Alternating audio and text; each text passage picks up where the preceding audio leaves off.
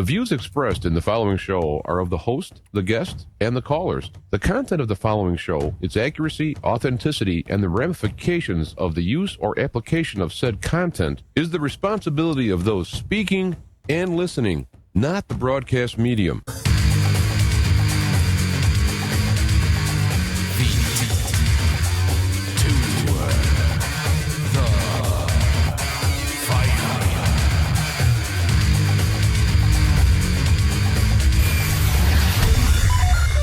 All right, we're back and we're live. Feet to the fire. I'm your host, James Alpha Yanchik, the Black Knight of Talk Radio. We are live. Oops, wrong button there. We are live. And was going to talk with a guy. We'll have him on a couple weeks, next week or whatever. But he mentioned that he went to a UFC, I guess it's Ultimate Fighting Challenge, and lost his voice yelling. I presume he was in the stands. And he said, he's talking like that. So I don't recall ever yelling that loud about anything. But anyway, so that was that. And I was going to just go up through a potpourri, as they would say in Chicago, or potpourri if your etiquette is correct. And I just on a whim, I called Richard Allen Miller, and because he's quite busy doing things, and he happened to be there and he had time, so I figured I'd rather talk to Richard Allen Miller than hear myself talk. And I don't want to hear what you don't respond with that. Yes, too, man. Anyway, so he'll be here in a second. I just wanted to say a couple of things before we get to that. A lot is going on out in the world. It's very, it's a very harsh time, very nasty. I myself finding a hard time being very cynical on what's going on and negative. I see people getting more and more, as I would say, delusional. But then again, I could be the one that's negatively delusional. But it's getting really hot and heavy. And I want to give a fair warning. I mean, my business, it's flat. I'm flat busted with the business here. So at some point, I may have to turn off the lights here for a while. Hopefully, it keeps on going. I do have some minimums to keep the show going, and we'll see. I do have Patreon and all that stuff if people want to help. But we'll see what happens. So far, the lights are on. But it's a rough time out there, and I don't understand how the trucking can be so bad, being the backbone of all business in the United States, and yet all the numbers look so well. So I don't know about that. There were some videos. I will put them. I'll put the links in there. Let me just go to this real quick. I don't have Richard Allen Miller keyed in yet. Is that right? There we go. Here, it's interesting. There's a video from a lady who was actually involved. She was living in Austria, and she's talking about living through the times of Hitler. Her advice is keep your guns and buy more. The people who have lived through this stuff know. So interesting. Also, what's going on in England is they're really, we'll call it the deep state of England, is really trying to get out of this Brexit bad. And now Farage is offered to ally with the Prime Minister Boris Johnson, which would make a majority in case, because the thought, I see they have a different way of doing things there. Well, what would happen is if they were going to vote to stop Brexit, Boris Johnson could resign and call for another election. And with Farage and Johnson's people aligned, they could vote for either him or Farage or whoever. They could vote for the right guy to take the majority back and to stop the Brexit vote, because he went to the Queen. This is interesting to me, because we've been listening for years on the talk radio about the Queen being, the New World Order and all this stuff, and one of the families running the earth. And yet Johnson went to the Queen and asked for her to suspend Parliament, having the Queen powers, as much as they say it's a democracy or whatever you want to call it. She suspended Parliament. And now they're trying to hurry up and rush it through, and so they're thinking I can just resign, and that would take up enough time to having the new vote to bring into that suspension of Parliament period, and then right after that, it goes right up to the Brexit. So it's very interesting to see the Queen working with them. So, I mean, maybe what it comes down to it is she may be the Queen, but doesn't want to share her subjects with the New World Order. I don't know. So that I thought was pretty interesting. Let's see, what else? Anything? We're going to talk about Google and internet security and all that. That was what we're going to do today. We'll get to that.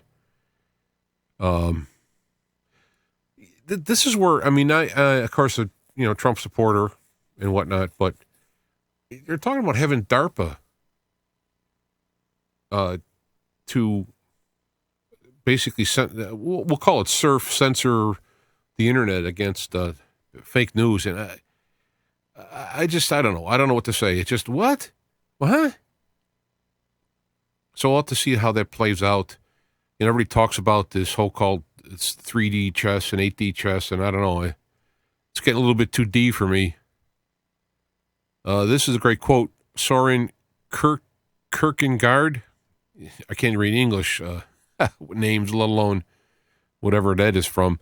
There are two ways to be fooled. One is to believe what isn't true, and the other is to refuse to accept what is. And boy, we're seeing that all over the internet today. Yeah. So I'll leave it at that. I've put up a bunch of posts. People can look through it on the, and I'll put some of them when I do the notes at the end of the show.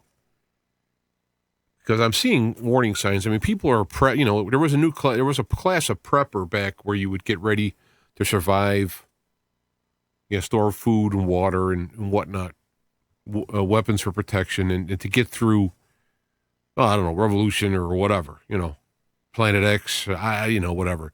Now the preppers are preparing for war, and and they're talking and I was talking to somebody, and they said, bring it on, bring on the war, so be it.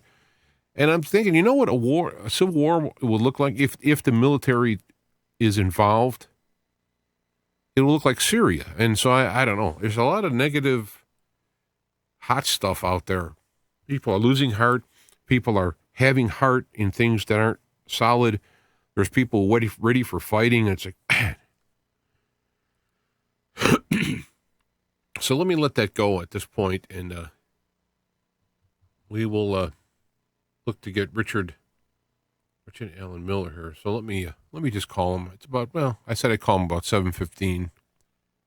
It's 7:14. That's good enough. But I'm bumming myself. Oh, I don't want to screw things up now. I got it all set up. How do I do this? I'm looking across the room.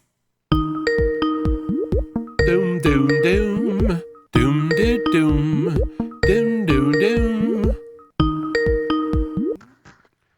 Up. There it is. Looks like we have them. It looks like we're live. We're zooming in, and bing, bang, boom. There is Richard Allen Miller, live from over by there. Are you still? Can you stare? Are you there? Can you hear me? Oh, do you hear me? Yes. Am I okay? Yeah. Good. So you just changed your where you're at in your same. You're in the same house, right? You're still out in Oregon. Oh yeah, I've been here for almost 6 years. Right. It seems like when we're when we tune in there, you get a different view sometimes. So. Oh well, yeah. I have different computers in different places in the house, so you get different screens. Any of them named Hal? I just picture you writing some kind of code for you're doing like atom smashing or something in the other room. Particle physics. I do all kinds of things. What's going on? I watched your Facebook. I don't use Facebook very well. I'm not sure how to use it. It's pretty convoluted. And now there's a Lineable and LinkedIn, and now I have a neighborhood one. Just for the local. Yeah. It's crazy, all these different little social networks. I don't use a smartphone with cause, and so my girlfriend does, but I won't. They're toxic, and I can prove that. Just take a tri-field meter up next to one of those and make the measurement on radiation better. That ought to creep you out. Well, one of the phones I had, if you had it hooked up to a speaker, which sometimes when I'm in the truck, I will listen to YouTube or music or what have you, and I have it plugged into speakers. Well, the last model I had, I could tell when I was going to get a call. Because what would happen is, if there's silence, and all of a sudden you hear, and all of a sudden the phone rings, And so that's the incoming signal or outgoing handshake, whatever. And so, it does obviously put out radiation.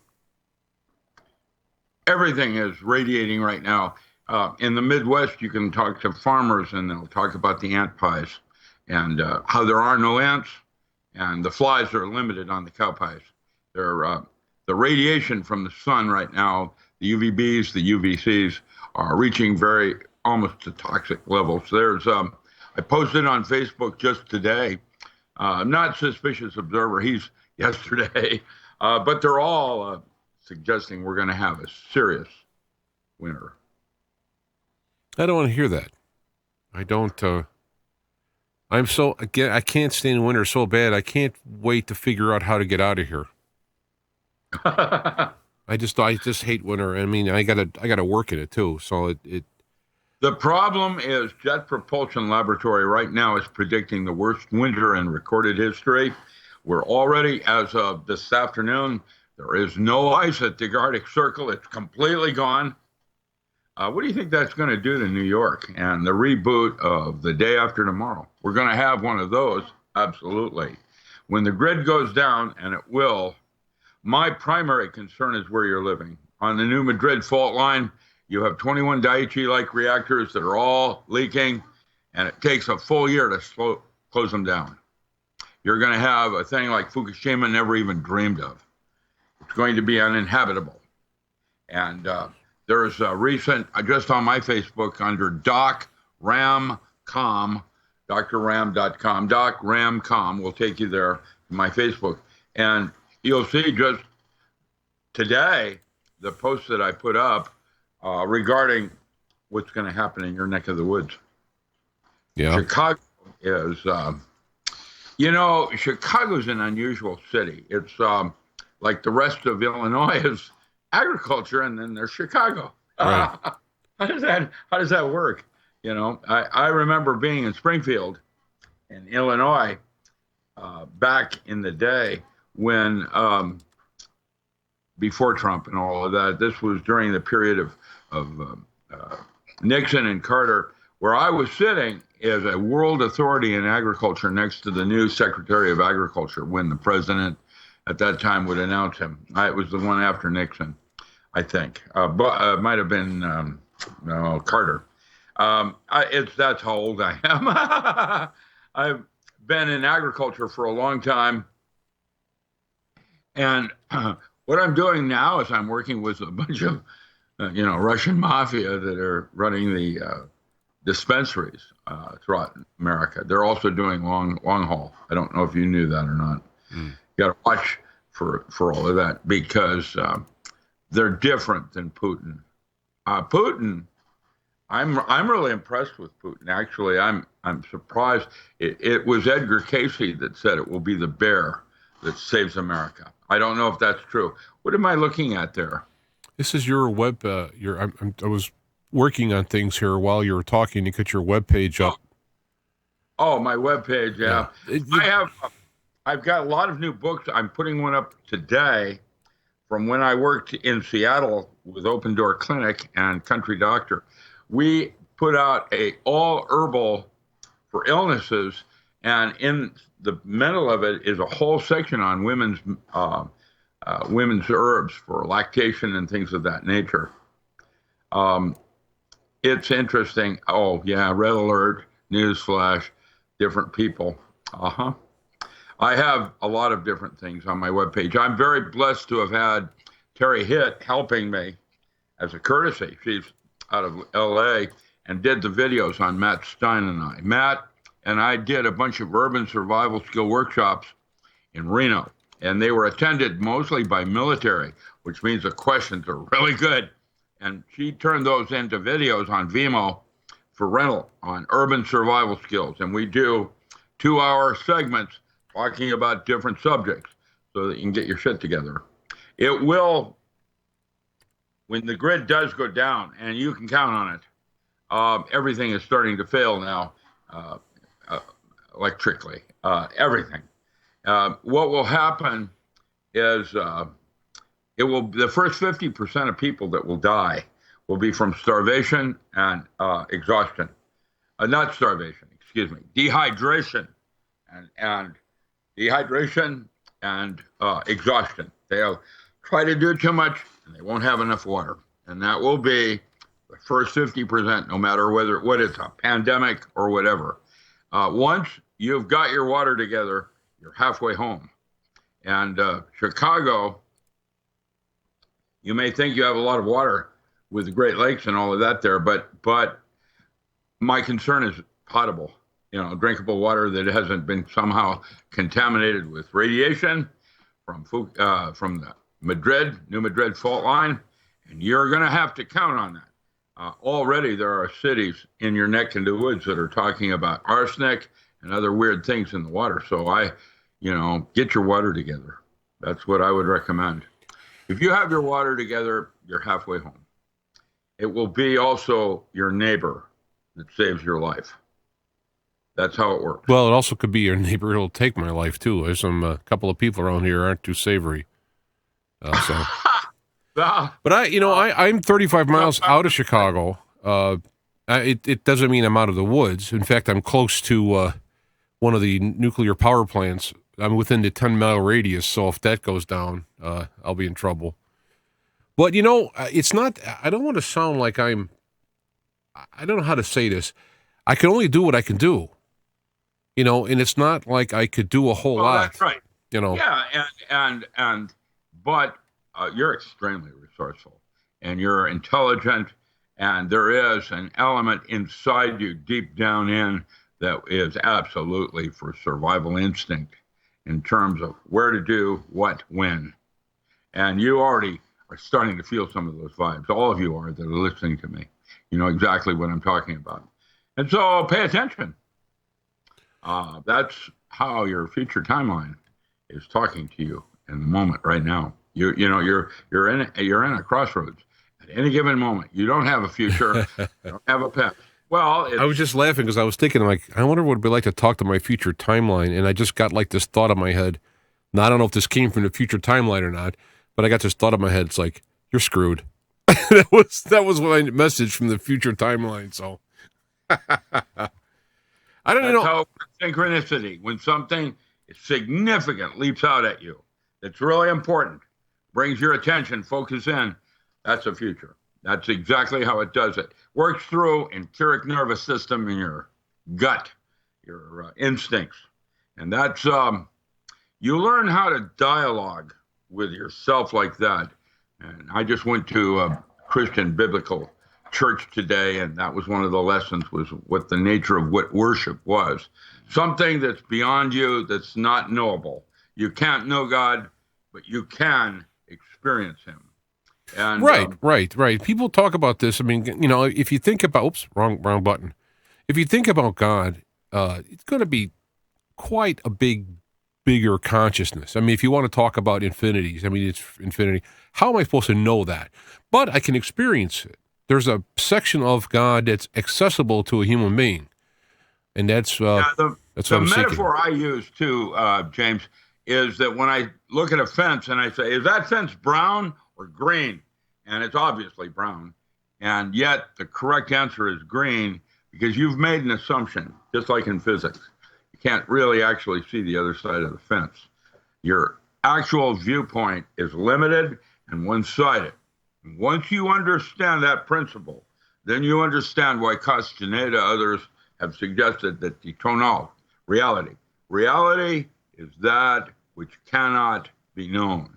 You can experience it, and you can subdivide it in. Yeah, look, there are aborigines that would suggest that certain dream states, like lucid dreaming, have actually more content to reality than consciousness does. This is a dream. And once you understand that, and that time and space are not real, they're constructs, now the bigger picture starts to come in terms of who you are in the relative scheme of things in the universe. And we are like a resonant cavity oscillator moving. What did I do? I turned my screen off by accident. I am so sorry. That's all right. I'm feeling here. I bob and weave a lot because I'm actually a functioning savant. I nod and I hum and I and I do code. And please forgive me. I'm doing the best I can. Hey, no, there's no problem. We're happy to have the time to talk. I mean, I get constant emails saying that they're people's your favorite guest. It's you personally. It's not only your knowledge, which you'd have. You're one of those guys where, remember how they used to pick up basketball. You pick teams, and people would pick the best guys. I mean, if I had to pick a survival team to get the future, you're number one. I mean, you're right on my card. It's like Richard Allen Miller, because he could do anything. Survival is a measure of IQ, and above IQ is EQ. Your worshipness. Well, EQ is more information on the physical plane. How you feel about it, emotional, and so it obviously is another resolution of information, and so it's more than IQ. And EQ, emotional feelings, are really important. In fact, that's how your dreams and your subconscious and your inner self dialogue with your consciousness. And consciousness doesn't get it yet. You will. Trust me. I just picture that's next headroom. Trust me. I picture a futuristic Gilligan's Island, right?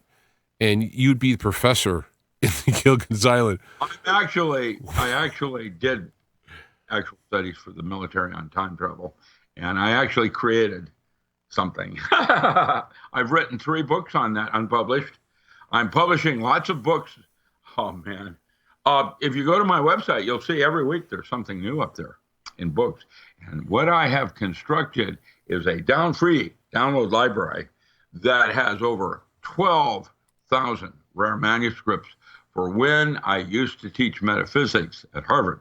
I taught 11 years courses in metaphysics. It was through IES, the Interactive Educational System at Humboldt. It was accredited at Harvard as a graduate level course.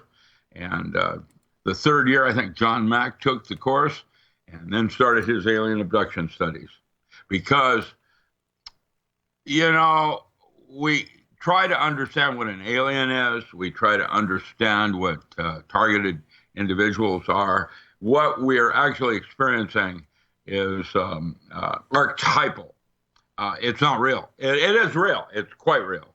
But it's not anything you can comprehend in terms of your memes and your system of space and time measurements. That's why we went from a quantum universe to a holographic one, dealing with information rather than that's John Feynman and books like on mushrooms. And yeah, Richard Feynman.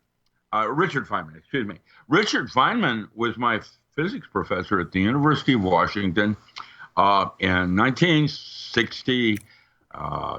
He had, what had he done? He had, in the fall, he had, was on the John Dance lecture series from, I think it was Cal State, and, he was at Caltech, and came over and gave the 121 physics. We had at the University of Washington, it was 101 physics and 121 for science majors.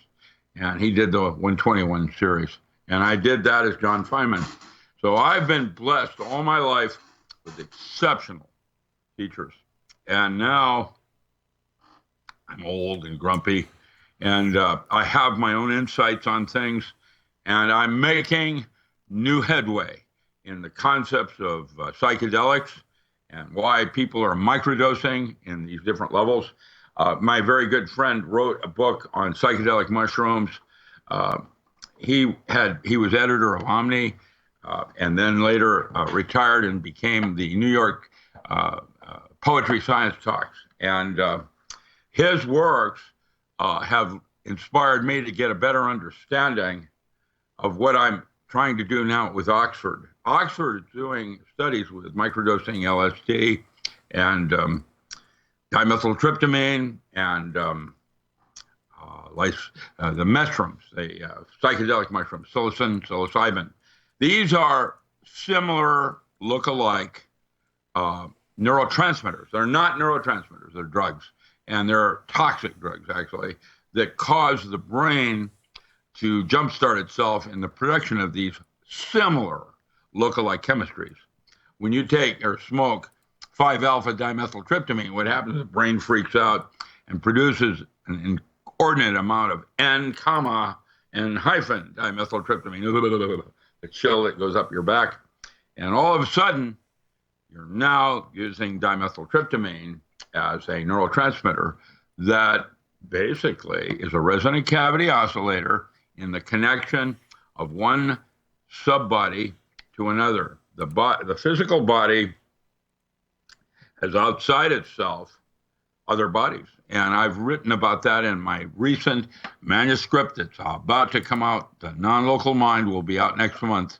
And it talks about how dimethyltryptamine, for example, dialogues with a subtle body outside the body that creates a thing that you have referred to as chi, that energy that you can push someone across the room with thought alone. I've seen my Sifu do it. And so when I trained SEALs, one of the things I did was taught them how to change their perception of time with breath control so their martial arts became paranormal. That was in Power Tools. This new concept is in the Non-Local Mind, how I'm mapping out different altered states and how the laws of physics change. The laws of physics change with different altered states. Daydreaming, you can do things in daydreaming you cannot even fathom in consciousness. And consciousness is only one state in the waking states of human. And we have a whole raft of them, including the demons we call, like anger, jealousy, rage, things like that. That's called projection of the shadow. And demons from Sumerian periods in my studies, and I'm into magic. Magic, by the way, is going to be the new direction in advanced physics, the art of changing consciousness at will. And I did early studies with the military on that. There was the diamond body, electromagic, and yogatronics. And I used laboratory equipment like Mora and Indomet, wave shaping, pulsing dialogues on the brain, so I could specifically talk to neurotransmitters like I might with biofeedback. This is called video feedback. And we're good to go. The next evolution in man's consciousness is the ability to become like godlike. And the time apocalypse, that's Joseph Campbell. You know, he said that when you see the kingdom of the Father on earth, the apocalypse has already occurred. It is perpetual in its potential. So it's a way of looking at things, just like space and time. It is the way man looks at things, uniquely different than cetacean, like a whale that would sing a song of medicine, the history of its life. Yeah, we're starting to get into some concepts here. This is important to understand that man's role is not the center of the universe. We are a part of a larger system. And once you understand that role, like wheat or something like a flower, you have a purpose. And that's what your purpose is to discover that. We have we have some stuff coming up. I'm using my magic curtain. You see, I'm looking behind the curtain, and one of the questions asked: did people dream in black and white before color TV? Oh, you mean margaritas made with mango? Yeah, you know how it is. I'm just. Well, people saw in color, so I don't know why they would dream. I don't know if that's he's being funny or what. But I asked people to type. Dreams aren't about color or objects or situations. They're about feelings. And when you dream in color, that's arbitrary. If it isn't about color, it's about how you felt. I don't recall ever not dreaming in color. In fact, I've had some dreams the last few nights have been pretty distressful. I imagine that's the stuff coming through. The sun? But dialoguing with you, with its solar minimums and the UVBs and UVCs. There's some awful things coming off the sun right now. And the Hopi are suggesting that you're going to need 10 feet of earth between you and the sun at some moment when it flashes and goes through a blip. Hopi Indian that was originally, what is that, the Clovis that crawled out of caves, space flight. I'm getting a question here about how you could armor up spiritually for what's going around.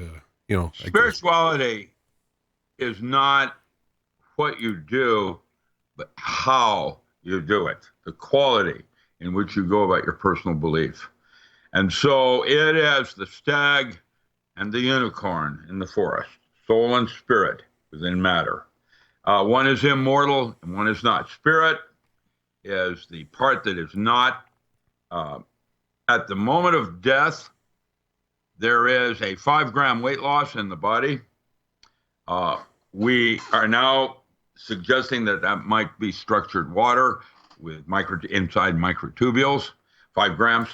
5 grams of a computer chip memory, of water memory, is equivalent. You could store almost 1 million lifetimes of memory in 5 grams of water. That's to be distinguished differently than gallium arsenide, which I did my master's in. Gallium and arsenic, when they're put together, form a band between the two, which is called the forbidden zone. And one of the things I did in graduate school was working with a variable Fermi level. I was able to convert infrared directly into visual optics. There were 13 of them made. When I was in grad school, we were graduate students sitting around soldering it as a little special project.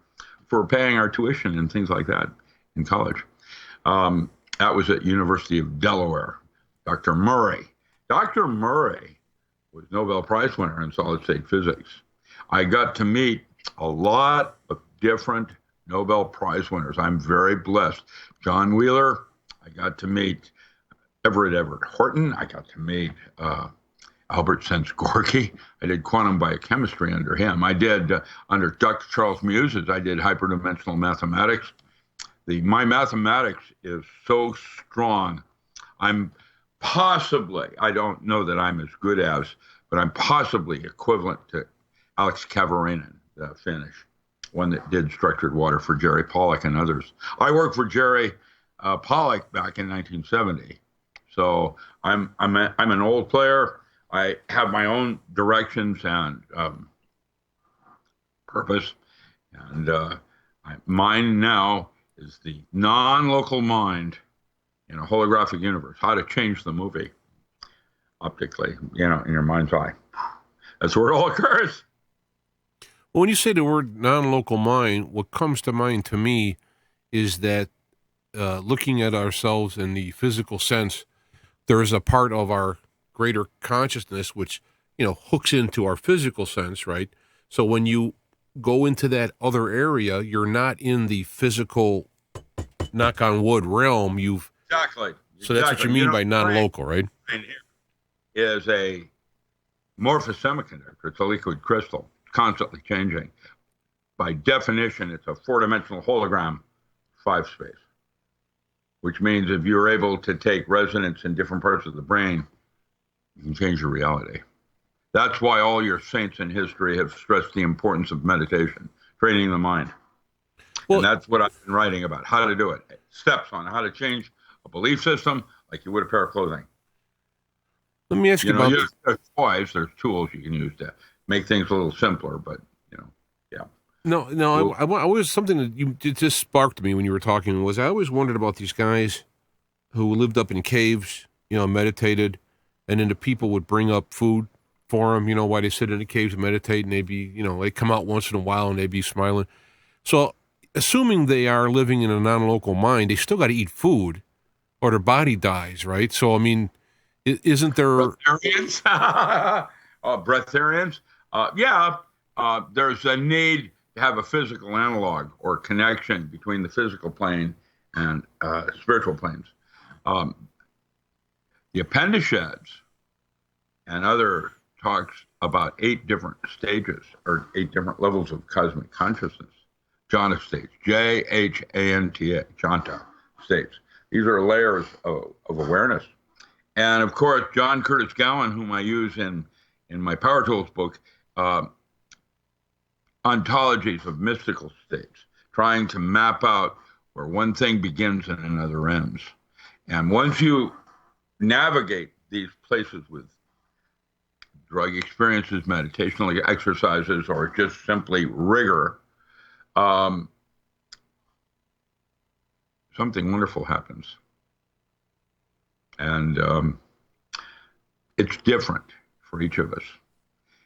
That's what made us God's favorite, the uniqueness of it, the choice of flavors. Pain is like a cavitation process between life and death. And to turn pain a certain kind of quality, there are different colors like Baskin and Robbins, different kinds of pain. They come in all flavors. And each one is a blessing that, if used in right action, becomes a unique tool that you have over someone else. And to be able to grasp that concept of anger being a tool to wash a kitchen floor as a metaphor,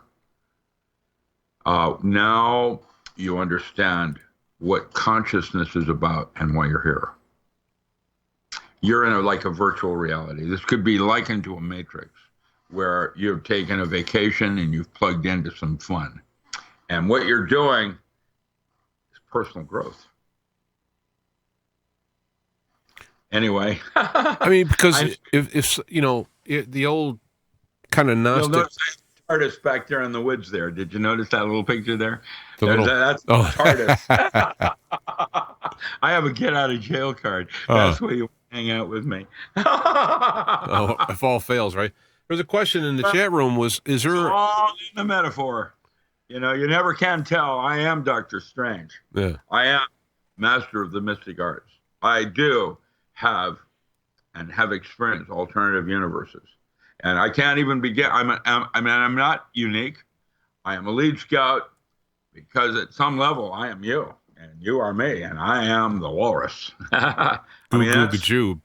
well, there it is, old time physics. Well, the chat room, we are talking about the dreams. They're asking, is there a better way for one to retain their dreams? Yes, you just start with dialoguing in a journal. That's Stephen Kaplan Williams and the Jungian Senoid Dream Manual. And once you've read that, then you go to Ira Progoff on honest journaling. Start there. Okay, now I'm presuming people are writing this down. Homework. Right. Now, I was going to mention, I've heard this many times about doing dream journals, and when I've actually done them, it's been interesting. Of course, my problem is I do this stuff, and then I somehow get off the track, and then I forget it, and then like a year later, it's like, oh, yeah, I used to do that. I used to do That this. is exactly why you keep a diary, because it's a snapshot of that moment. And that's the way you go backward in time, because it recreates the hologram of that moment's feelings. And that's what you're really trying to capture, is the feeling of the dream, not the content. Yeah, You form dialogue of what Maslow calls self-realization. because, in our mind here, we're talking language and all this stuff, but that's extremely foreign to the spiritual. It's all feelings and what's the word? Not graphics, but symbols. It's all about that. So when you have the stuff in your dream, it's not literal. So if you're like, the old saying, if you're standing like in your underwear and you're in the dream, it's not you're literally in your underwear. What does that make you feel like? Well, I'm kind of vulnerable. Yeah, You're right. exposed. Yeah. See, you need to understand how you feel about certain things. And when those things occur, you relate to it as a feeling. And once you do that, like water, you're halfway home. Right. Well, the couple of dreams I've had lately have been pretty upsetting. So I'm sorry. but I don't know. See, not to make it about me, but let's just say, take what I'm saying in generic terms. If somebody's getting a lot of anxiety in their dreams, does that mean the feeling is anxious? The feeling is problematic. I mean, It'd be hot outside and you're sleeping on top of the covers. Well, there it is. all right. You've laid on one side and you're starting to get sore. All right, let me.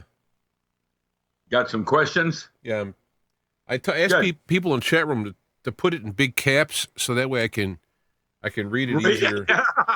Are you getting that bad? Well, there's a little delay, but there's somebody who's saying all their dreams are anxious. So what does that mean? But we kind of were talking about that. Does that someone have to differentiate between, like, if it's hot out and you got the covers on, or how do you differentiate between that and something else? There are different kinds of dreams. Start with Stanley Krippner, Maimonides, and dream telepathy, and understand the different kinds of dreams that occur during REM sleep over deep sleep. There are different kinds of dreams, and they function in the brain differently. And realize that the physical part of this brain is there to make all of your beliefs true. I wouldn't have seen it. It's a tool. I wouldn't have seen it if I hadn't believed it. You learn how to use that and watch what happens next in terms of what comes to you and what you see and what you ignore.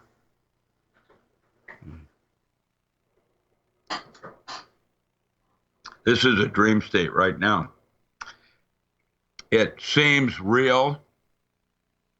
So do some dream states, like lucid dreaming, because it is. No, I had a dream. I had a dream once. Whoops, wrong button. I had a dream once when I was in a dream and I was laying tile in a mall. Like square tile. So, and the tiles were like different colors, like a checkerboard. Okay, so I'm going. I was in my dream. I'm going. Wait a minute. I don't really do this in real life. So this must be a dream. And I said, well, if this is a dream, then I should be able to take the tile like a frisbee, and I should be able to throw it across, and it should land perfectly in the next spot where it does. Right. So I take the tile and I throw it, and it goes perfectly, and it lands right in its spot. And I'm like, yeah. So I'm throwing it like this. I'm throwing them, and they're going perfectly right into the next spot. And then I woke up, and it's like, wait a minute. I was having some fun there. Can't you let? I mean, you scared the hell out of me in dreams when I first get a nice one there. But I'll never forget that. I woke up and I was like, I finally was having a dream, and then I wake up. The dream. It's like the dream police are going like, no, that's not fair. You're cheating. You're not supposed to know this is a dream. Wake up. At this moment right now, and you're at the feeling. Grab the feeling. How did you just feel right now? It was like a victory. It was cool. I finally figured, I can finally, have fun, and I could do it. How long can you hold that feeling? What's that? How long can you hold that feeling? Well, I brought it back, I guess. Maybe I can... Well, and the longer you can hold it, the more it physically becomes reality. The thought that occurs at the moment of climax happens. That's the mass of the Holy Ghost. That's sex magic. That's the primary on tantric yoga. Has to do with punctuating something with emotion. Now, it's funny, because now that you're saying this stuff, what came to me is that the point in that dream was just like what you said. It's like, okay, now take that feeling and then put it out in the world, in this dream, right? And do it. I'm going to do that. And then write down what happens. Honest journaling. And see where that takes you. This is forming dialogue with your subconscious mind. Many people, I do it now with a computer. I have 40 years of writing in a journal every day, right next to my bed. It was a ritual project, and I was faithful to it, and now I'm a time traveler because of it. I'm getting a lot of... Those snapshots, what they do is they take the brain back to a moment of emotional memory, and it's as if you're there right now. And guess what? That's how it works. Now, there is how you time travel in your mind's eye, going backward in time. The future is even more exciting because it dialogues with you in a totally emotional way. Your passion of attention, why you're focused on this over here, not this over there. You can't stop looking at this. Why is that? That's how your future timeline talks to yourself at this moment. And if you pay attention to that, you go from what is called the profane into the sacred in terms of time. It becomes timeless. And now you are outside of time. And that is how you become immortal. You say this stuff, which is like real, super profound. It's like there's people who'd probably study for 1,000 years to figure this out, and you just kind of say it in a sentence, and then you sit back and have a chuckle. But well, I'm a physicist that didn't blow himself up. Question in the chat room was, there's a person in there who sees like spiders in the corner of their eye. Yeah. When they go look to see him, they're gone. What she wanted to know, I don't know if it's a he or she, wanted to know what that was. I have no idea from an image point of view. How does she feel about it? I don't know. No, I guess it's a person named Darth, so I doubt it's a she. So I just wanted to. Okay. But how do they feel about it? Because are they afraid of it? Are they uncertain? Is that curious? How do they feel? What do they feel when they see the spider? I'm trying to back read here. Start there. Whoever's listening, start there. Don't concern yourself with what it means. It's not supposed to have meaning at this point. What it's supposed to do is be communicating to a subtle body that you're not in conscious contact with. And what's going to happen is that's going to proliferate back into consciousness via the subconscious. Now, what I had one time was I was on the road in my truck, and I woke up in the morning, and it was light enough, right? So I woke up, and I got up, and I looked out the window to see if the place was open yet for delivery. And when I turned around and looked, I saw this gargantuan spider, like this big, crawl down the side of the truck and go behind underneath my bedding. I just about had a heart attack. I'm like, what? And I'm like, oh my God. And I'm pulling the bedding up, and then I went like, wait a minute. There's no spiders like that around here. You know, this is it's in Indiana. I mean, this is the winter would kill them. There's no spiders like that. You might have had a close encounter. Who knows? That's exactly how it works. Well, I did talk to this one lady who was pretty good with dreams. Again, her principle was you have the answer, not her, right? But she said there are a lot of commonalities in the dreams. You got to be very careful. Yeah, right. You got to be very careful not to put someone else over your dream, whatever. But oftentimes spiders, when you see spiders, that means there's truth coming. Something's coming. Be aware, And of course, I don't remember what may have came at that point, but is the first enemy of man. Also, that's part of being worshipped. Is that you worship something because there's an element of fear. I'm still waiting to see. He's not commenting on the how he felt. So let's move on with this. Because what I see out there in the world, and myself included, but I mean what I see out here right now with the political sense, with the economic stuff, there's this fear and uncertainty, and there's an aggravation, and there's agitation, and people are going to fear and anger and all this stuff. It's like there's somebody turning up a little, adding bass and treble into the mix. The quickening. That's what they call the quickening. I know exactly what you're talking about. There's an acceleration in things. And this is a period why you chose to be here at this moment, for this event that's about to happen. The kingdom of the Father on earth. Well, I remember saying to myself, praying to God once, and I said, if something's going to happen, if something is going to happen cool or important or something, I'll stay. I'll stay to see it, whatever. But I mean, if not, then at any time I can go. If you're, don't wait for me to give you the heads up. I mean, and I'm still here, so I think something's coming. I mean, I've been in the hospital a couple times, and I would have died, but I didn't. How could there not be? Every orifice of our communications is suggesting something is about to happen, from the weather and the way you're feeling about it, to the news reports and all the creepy things that are going on in different countries. All of it. Scary. I mean, I just read an article about Newsweek says, well, we've got to rethink about cannibalism. Maybe cannibalism might be an answer to world problems. You can eat the dead. I mean, this is like in newspapers, like, what?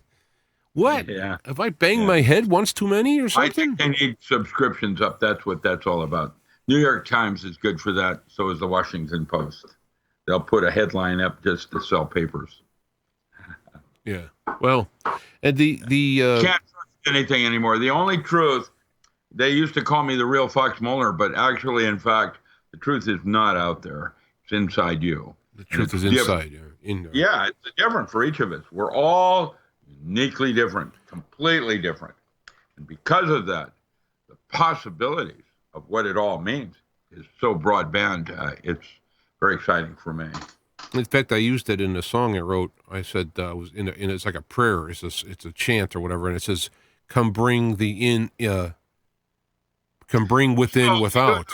And how do you want it to end?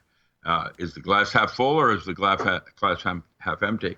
I am having trouble with millenniums and different age groups and their values, which are completely different than my own. Just in driving, the way people drive. It's different. I realize that everybody's in a hurry and we have responsibilities to get there, but the me first part, I don't get it. And everything that I have, I earned. And I worked for it hard. And I didn't have it given to me. In fact, that's the purpose of pain over pleasure. Divine comedy and divine tragedy, the Greek concepts. I'm writing a book right now. When the non-local mind comes out, it'll also be out before Christmas, called The Magical and Ritual Use of Metaphor, Archetypal Gods in Daily Living. It's got 22 chapters. Imagine that. Why the fixation? I mean, I don't, at the risk of getting too mundane here, but why the fascination and focusing on abortion lately? I mean, I'm of the type to say that it's wrong. I mean, but it seems like there's a battle pushing the limit of abortion past birth, and it seems to be, you know, that those type of cases are so rare. Why would the left, we'll say, if I can use the left-right thing, why would they push, so important to push that past birth? It doesn't make sense to me unless there is evil behind it or something. Well, there's everything you could possibly imagine and more. So the correct answer is it this or that? And you can say yes, it's all of it. Because that's what I'm discovering now in terms of false flags, news reports that are exaggerated or false, agendas. Each person has a reason. And that's why I would say our system's been invaded by aliens.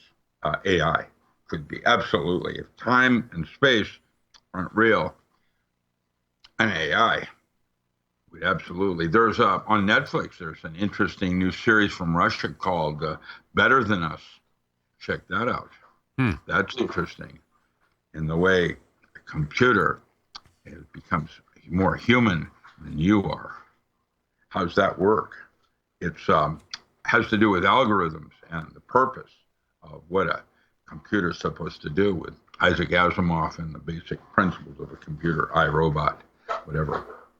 I'm finding that the Russians' technologies and screenwriting is almost better than Hollywood now.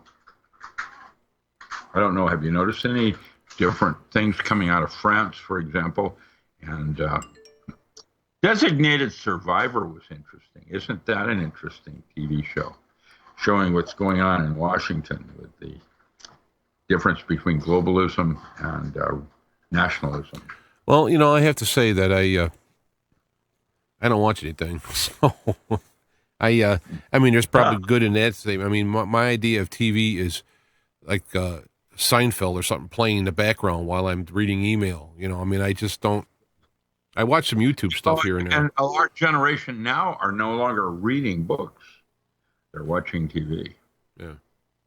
Videos, YouTube, whatever. YouTube and Google are monsters. And I see their presence in almost everything now. Their control. Facebook would not allow me to sell a boomerang because it's a weapon. I want to ask you about that, about all that is spying and whatnot, and data collection is being collated by AI and all that. I mean, it would seem to me that if at this point, if you started shutting stuff down, they already have a template of you, and that they can predict and fill in the blanks of things around you that you have now turned off, because they got so many people, so many things. Yeah. And they, in Chicago right now, they're using third generation D-Wave to actually predict crime in that neighborhood 28 minutes before it occurs. You know, if I can take a moment here, selfishly, and I wanted to talk about quantum computing, because being older, I guess, I've been around, and when I was looking at the theoretical quantum computing when it was designed as a futuristic thing. They said that the quantum computing was using quanta in quantum states to use it to store information. And of course, at that point, this is all theoretical because they have no ability to access, manipulate, control, and retrieve the data. But now when I'm reading about what's called quantum computing, it's merely coming up with a state of yes, no, and both, where you have 0, 1, and then 0, 1, right? And They had either that's called NAND NOR logic as opposed to and or not. And NOR NAND was the beginning of what we called object-oriented mathematics that grouped into similar differences and different similarities. That was what's his face in his mathematics, John Bohm. Now John Bohm's Roger Bohm, John Bohm. Different similarities is the way we group information, and instead of having and, or, and not logic, now we had neither this nor that, NAND nor, and that was called object-oriented code. I've been writing code since I was a little kid. I understand code, sorta. I'm not a big deal because I focus in other things, but I see patterns and things that other people don't because I'm a code reader. And the direction of mathematics now is the concept of coming from a wound over purpose. Intent is actually what actually happens at the end of the day, and purpose is why you're actually here. And the difference between the two is where the AI can go, but it can't go here because, as Aleister Crowley put it, when you're doing your true will, none shall say nay. You're basically transparent. You're not out aberrant creating karma or whatever word you want to use. There's a different way of looking at things, but an AI has certain universes it can go to way quicker than you can, and with an algorithm can absolutely run down how you're going to behave because of your wound or owie. But if you're able to take that wound, being fingerprinted right after you were born, before you were bonded with your mother, for example, just giving you, the way you're birthed, gives you attitude quite different than that of a dog, and the way of littering, of spiritual midwifery, the idea of the way you're brought into the earth, into this consciousness, which is a dream state. And how that's done creates uniqueness in you. And it's that uniqueness that is a tool if you know how to containerize it. Bruce Lee would say, become the water. Well, all right, let me... actually, I don't want to interrupt, but I was talking more of the hardware aspect of it, where the original quantum computing was using states of quanta to store information. You have 1 and 0, right? The state of 1 and 0. Well, with quanta, you have all these other states, and you have several different quanta. So the thought was to take those, and so you can have incredibly amount more data in there. But it seems to me that today's quantum computers are nothing like that. They're just basically very fast because they use superconductors that are cooled down to like almost absolute zero, and they're doing this 3-bit, let's call it, on, off, in both or neither. And it doesn't seem that they're using quanta in the hardware aspect of it. So it's like, in other words, it's a completely different name. It's like there's one point that's important to make here. When you talk about quanta, you have taken something from the analog and digitized it. And when you do that, you have an uncertainty principle, Heisenberg, which means that the more you know about one thing, the less you know about something else. And so the algorithm is only as good, the computer is only as good as the algorithm that's written. And as we get better in understanding and containerizing behavioral sciences, now that's where the algorithms come for prediction. However, if you are doing precisely what you're supposed to, like a saint, you're not in conflict with anything by definition, which means quantum computer can't see you by definition. And so that's your purpose. Discover. Okay, I like what you just said because it's important because people are predicting what's happening in the future-wise, right?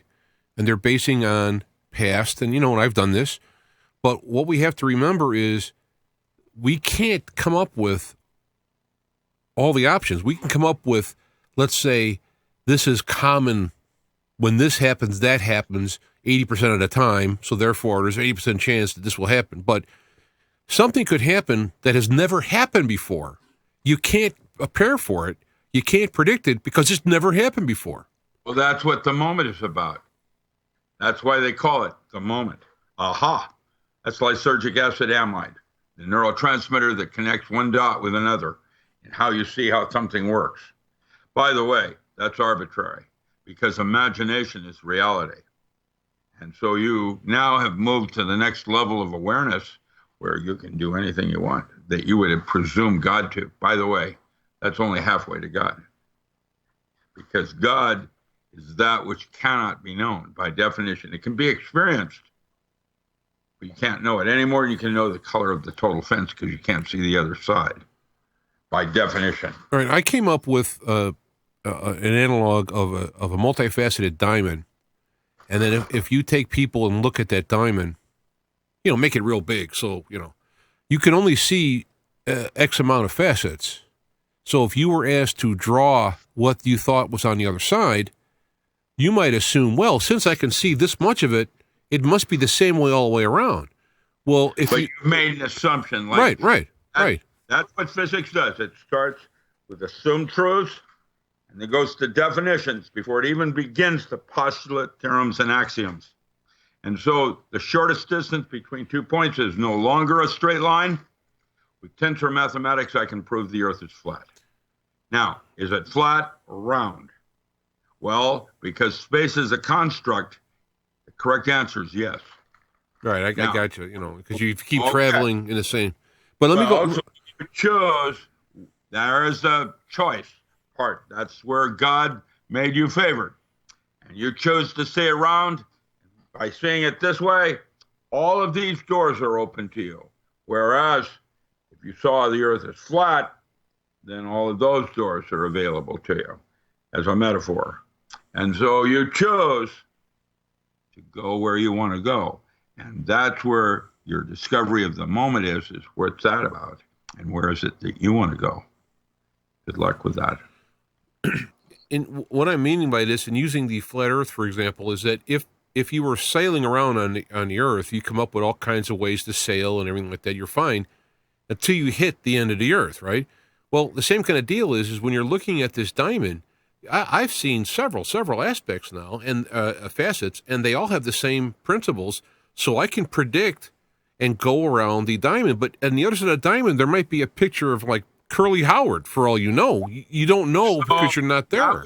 Pythagoras, and he came up with there are only 14 different kinds of diamonds, the Bravas lattices, and the way matter connects to itself. There were only 14 ways geometrically it could do that. And the diamond one was called a face center cubic hexagonal close-back structure. And so you have different kinds of, I was going to write that book too. I haven't written that one. It's called The Magical and Ritual Use of Geometry. The different ways matter connects to itself, or the magical and ritual use of gemstones. Why this amethyst is different than that opal. Precious and semi-precious stones have geometry to them. They create a metaphor in the way matter joins to itself. And there are 14 ways, according to Pythagoras. In solid-state physics, we call those Bravas lattices. And diamonds are a very unique one. There's many others. Well, I was just using this as an analog because if you have this multifaceted, you only can see, one hemisphere of it when you're looking at it. So when you're predicting the other side, you're going on the assumption that it's going to continue the way it's doing it. Yes, assumption. That's the deal. just like Now, dark matter. it works for a while because as you go around the corner of the diamond, just like I predicted, it's the same. But it doesn't mean in this world that the other side is going to continue being that same. And that's what I mean by the future can come out of left field without any precedence, without any warning. It can be something will happen that. So that's why we have paranormal, and that's why I'm suggesting that altered states of consciousness, those laws change. And what I'm doing now is mapping where one law changes from the next. The first book I wrote, ESP, in that state, very, very specific state in hypnosis, your ability in guessing increases 400 times over statistical inference. Then there were other concepts that I trained SEALs. And now what I'm going to try to do is suggest that the release of 8 different neurotransmitters talk to different subtle bodies in the dialogue between the physical and the emotional and into the universe. And the mind, for example, this thing here is a 4-dimensional hologram of 5 space. And that choosing where I want to go in terms of how I see reality, I change the movie. And it works. And it works because the model is sound. And now we're finding that you can take placebo, which is 10% in allotropic medicine, and increase it to 60% just by microdosing with mushrooms. Oops, went right over your. I saw that. I'm moving stuff around on the screen, and I went right over you. And I saw the corner of my eye. I was like, "What was that?" Oh, it was me. Spiders running across the screen. Excuse me. Now, I want to ask you, since you are talking about having these abilities to do these things, are you where you want to be? I mean, are you? Not yet. It's a process. I mean, it's not. You never get there. Like Simon says, you can go halfway to the door, and each time you get closer and closer. But by definition, you can't get there. Well, I mean, by using these tools and creating your reality, one would assume that you are in the reality you want to be in, or are you in flux? Let's say because you're coming from a place of wounding and it hurts so good. I wouldn't know. It hurts good. You're self-destruct. You're creating your own energy, like death and life. It's a thin veil, like cavitation process, with a drop of water hits a pool of water and goes into it and then pops back out again. When it pops back out again, it's no longer a drop. It's a bubble. And that bubble is like life and death and the 2 brains that you have, science and religion. Because if you look in the corner, I have the cavitation bubble. That is now officially, whenever I have you on, I have to have that graphic there because 100% guaranteed you're going to bring up that and it's it's a way of looking at things. It's not the way. I'm not criticizing it. I'm saying that this is a good binary. Our sun's got a binary. Most planets do. Most suns do. Galaxies have a black hole. There's got to be a white hole. We have dark matter. It's a way of looking at things. And death and life are not what you think they are. And the near-death experience, at the moment of death, you are given a choice between the tunnel of light that Kubler-Ross and others talk about and the blue light, mentioned in the Bordeaux Thedal, the Tibetan Book of the Dead. And the tunnel of light reminds me an awful lot of birth canal. Yeah, well, I've read that book, and I did notice that 2 things. One, the book was painstakingly trying to get you to go to the proper light and not go rebirth. I mean, just constantly trying to, and for someone who is reborn, it was like you've had like 1,000 ways not to be, and yet you're still going back into the womb. So it was kind of interesting how it. Time is an illusion. It's irrelevant, and so you have as many lifetimes as you need to get it right. I can't get this out of my head about this dream with the throwing the tiles. There's just something just really went boom right there, and I'm thinking about this. I'm going to concentrate on throwing those tiles. For some reason, that's what's coming to my head. Like it's like this. At that moment. What's that? Yeah, you were probably in real sync with yourself. Probably must have been a really nice place, huh? Yeah, it was. Yeah. It was. I mean, I'm gonna look see what we got here because they're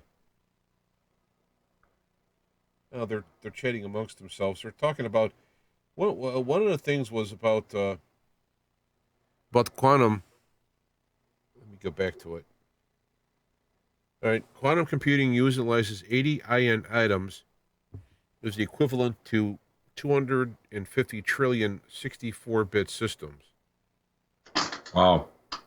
Yeah, I wrote a paper when I was in high school before computers existed, like the Forbin Project. The guy, by the way, that beat me in the National Science Fair was Robert Strom that built UNIVAC. He was the guy that beat me with my linear accelerator. I wrote this paper on computers, and it was like the Forbin Project, where this had the sum total of all of man's knowledge. And they turned on the computer, and they asked it its first question, and they said, "Is there a God?"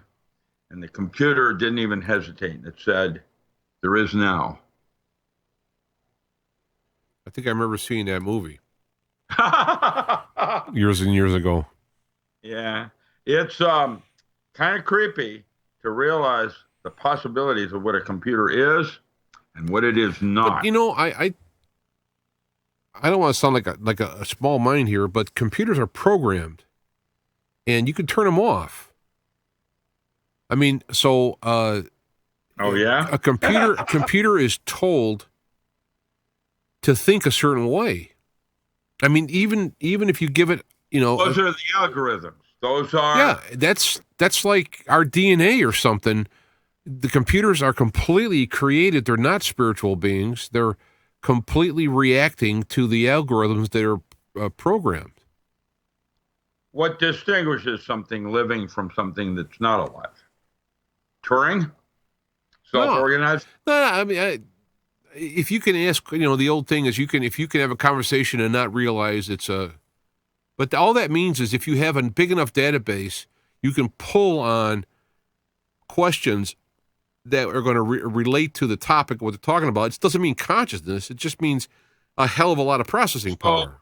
In information theory, there's an algorithm or some truth that says if you have enough information to ask a coherent question, you have enough information to answer it. That the answer is framed in the way you ask the question. That's information theory. Now, that's a theorem. So with that said, information is also a construct, and it's quite different for mammals than it would be for cetacean.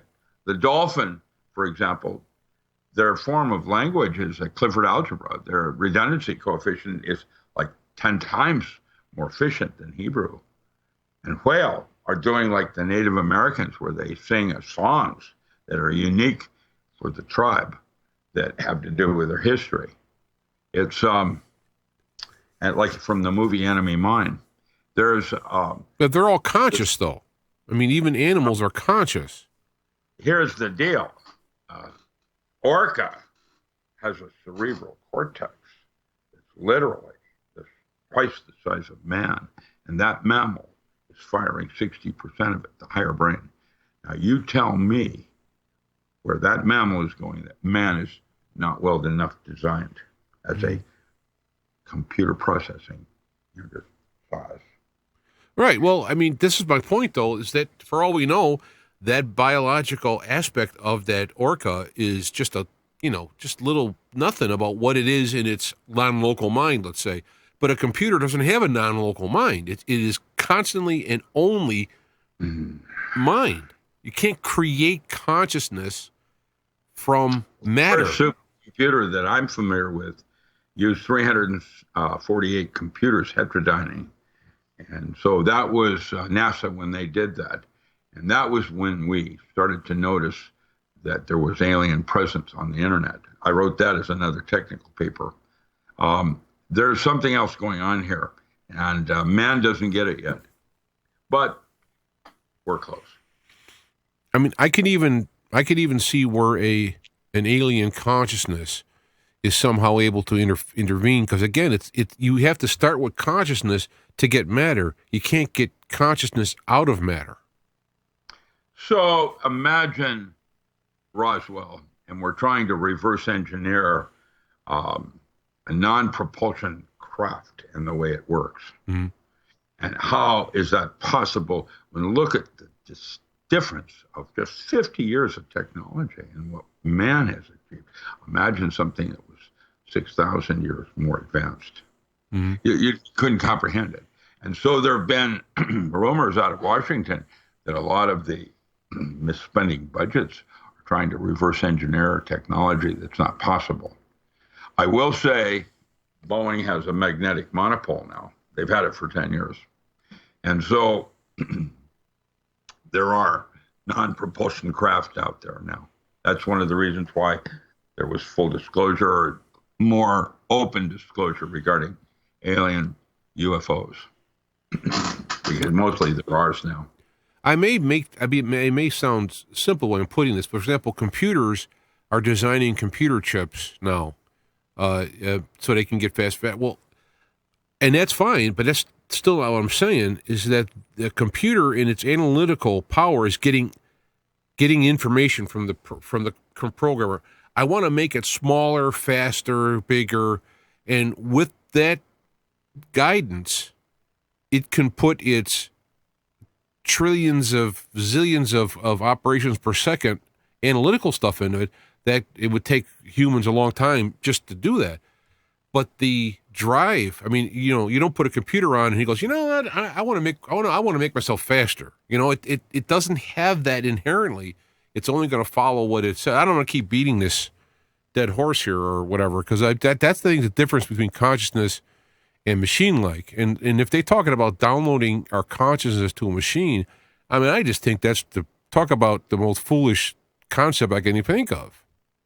I feed birds here at my house. That's one of my hobbies. Is I have different woodpeckers living over here, and I have some albinos over there. And it's they have a soul. There's something else that they have that most people miss, like a dog.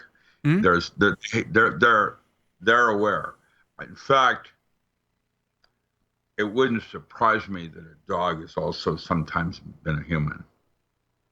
The way they empath. It is the wounding that happens at the moment of birth that sets up a lot of trauma. When I was born, I mean, somebody chopped my dick off, circumcision. Oh, he won't remember that.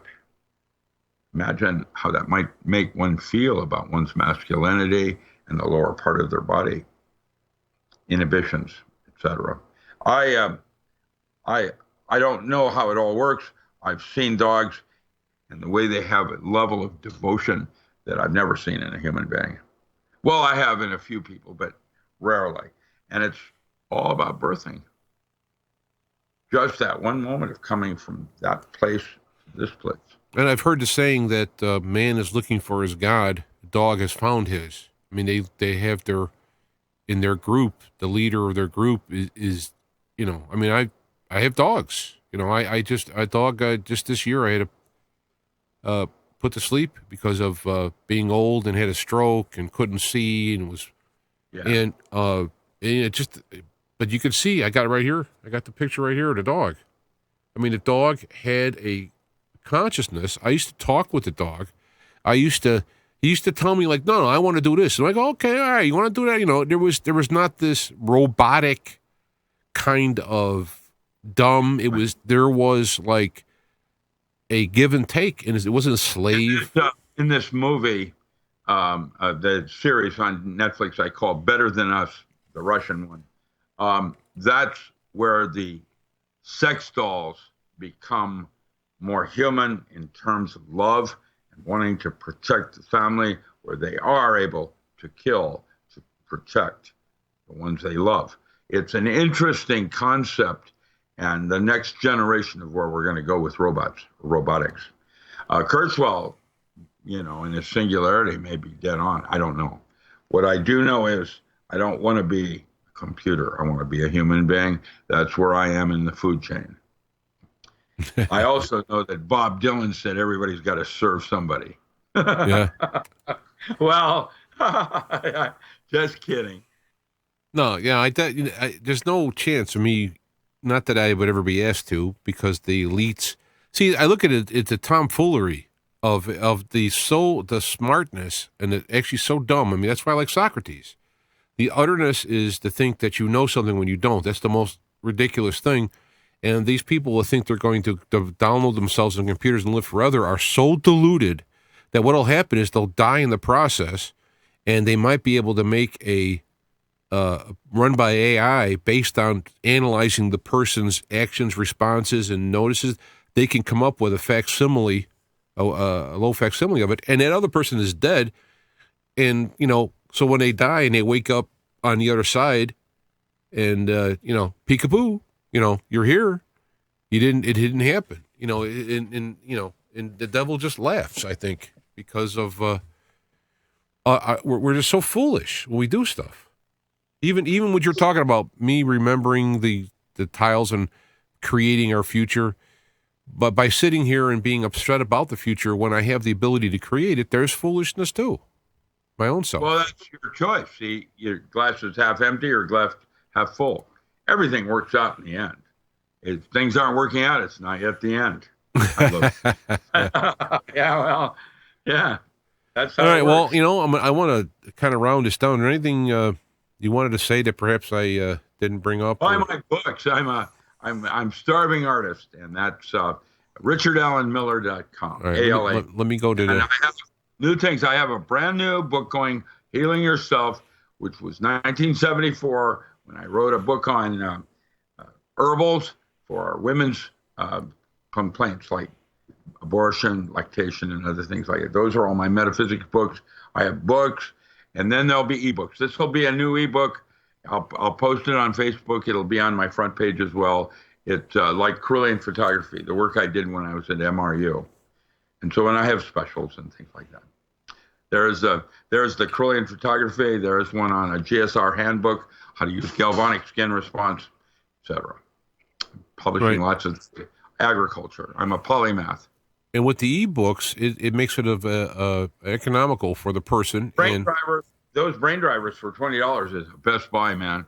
And I'm telling you, because it's got 4 discs on retraining the brain, on meditational techniques. So it's used like Scientology. That technology came out of the original Scientology of Robert Monroe, others. Yeah, I have some Monroe tapes. Be in training. Right. I'm going like crazy. Yeah, you got a whole ton of stuff on here. Yeah, I got a lot of stuff.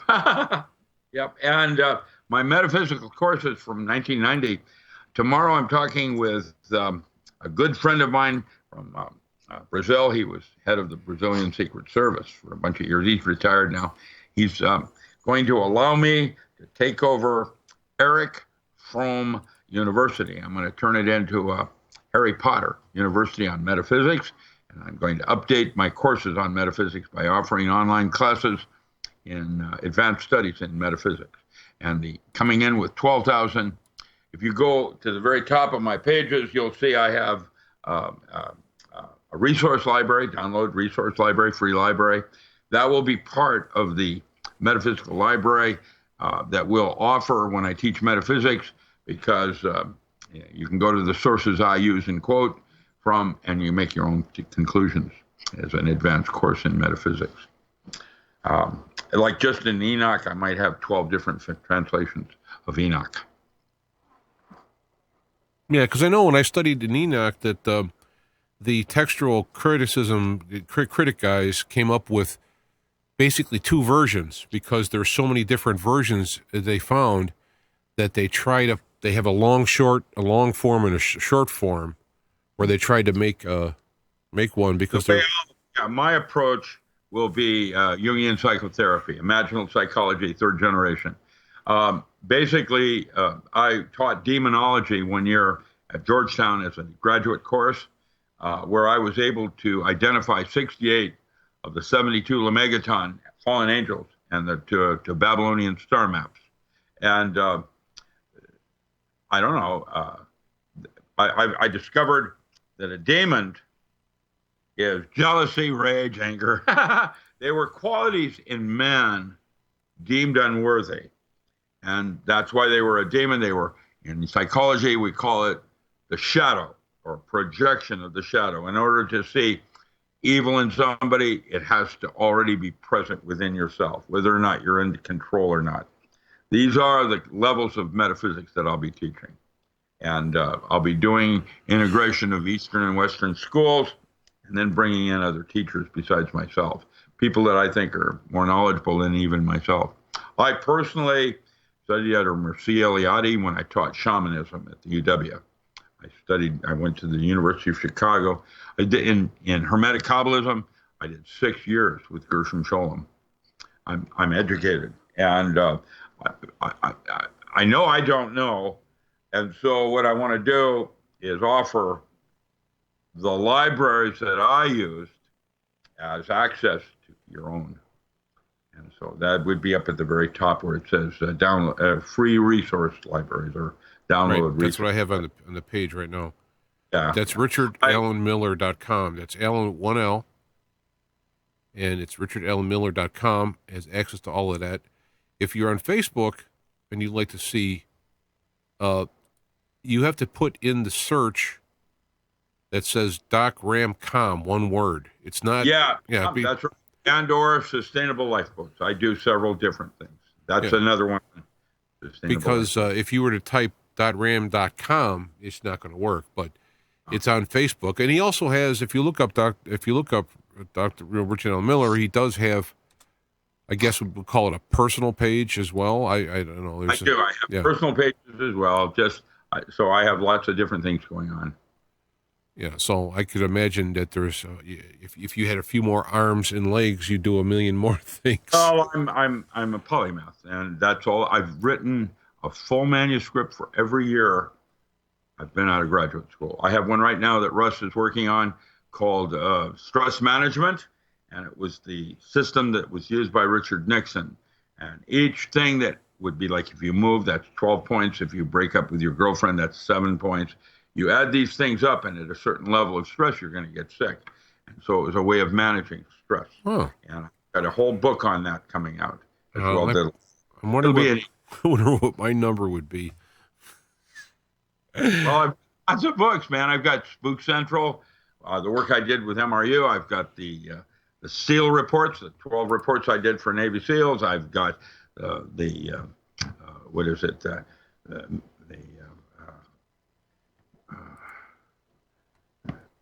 this work I did with Buckminster Fuller, and I have.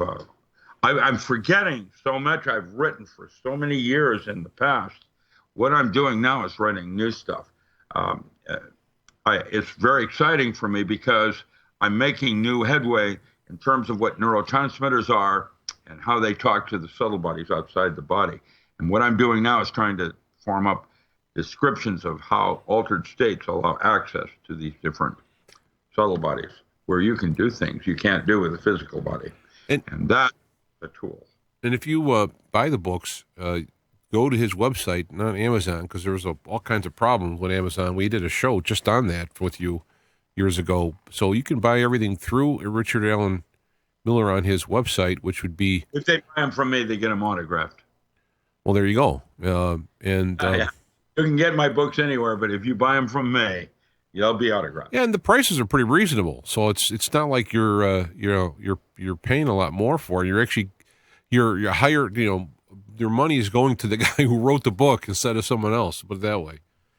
Well, I did 15 courses over 11 years in metaphysics, and now what I'd like to do is update those 25 years later with new insights in my backgrounds in physics. I have a 9-volume encyclopedia on alternative agriculture. I have a whole bunch of new workbooks that are going to support survival, support the power tools for the 21st century. A fourth workbook that I'm working on right now has to do with seniors and a whole bunch of resources for seniors that are available to help you make it through the last years of our life. Mm. Yep, writing.